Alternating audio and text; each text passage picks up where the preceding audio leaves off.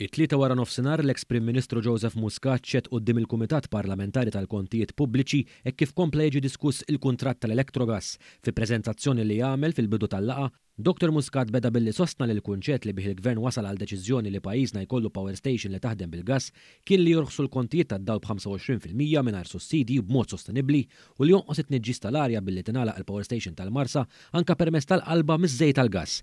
Irrimarka li l-alternattiva kienet li pajjiżna jkollu diversifikazzjoni fl-enerġija magħmula mill-ġenerazzjoni tad-dawl permezz tal-gass, l-interconnector u rinnovabbli.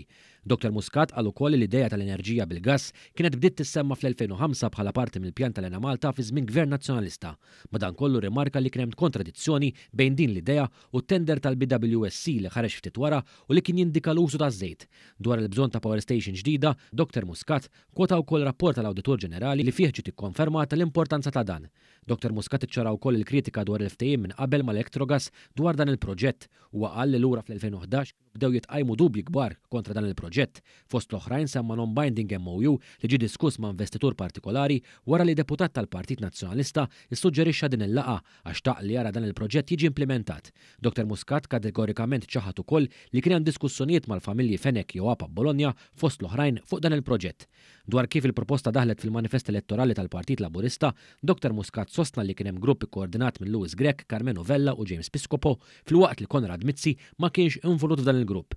Dr. Muscat qal ukoll li wara l-elezzjoni l-argument ma baqax wieħed li l-proġett ma setax isir iżda beda jsir tfixkil biex dan ma jsirx, dan fost oħrajn permezz ta' tfixkil fil-proċess tal-ippjanar biżgħat li xxettlu fost in-nies u oħrajn. Fuq il-proċess li skatta Dr. Muscat qal li dan kien saħansitra skrutinizzat mill-Kummissjoni Ewropea. Dwar għaliex l-Elena Malta qatt ma daħlet għal dan il-proġett, Dr. Muscat spjega li dan ma sarx sempliċiment għax din kienet falluta. Dan jirrigwardja wkoll il-Gvern li ma setax jagħmel din in-nefqa kbira minħabba li fl-2013 kien jinsab fi proċedura ta' deficit eċċessiv li ddaħħal fiha mill-Kummissjoni Ewropea. Dwar il-garanzija tal-Gvern u l-ftehim tas-sigurtà tal-provvista tal-enerġija, Dr. Muscat qal li dawn it-tnejn spiċċaw illum il-ġurnata, qal li dan kien essenzjali f'każ ta' emerġenza fil-pajjiż u l-importanza tiegħu deret anke fi żmien il-gwerra fl-Ukrajna għax baqa' jiġi garantit il-gass għal pajjiżna b'differenza minn pajjiżi oħra. Dwar il-ftehim tas-sigurtà tal-provvista tal-enerġija mas-Sokar, Dr. Muscat sostna li l-Kabinett approva dan fid-dawl tal-fatt li jekk ikun hemm disgwid bejn is-Sokar u l-Electrogas, il-Gvern jieħu preċedenza biex jixtriju.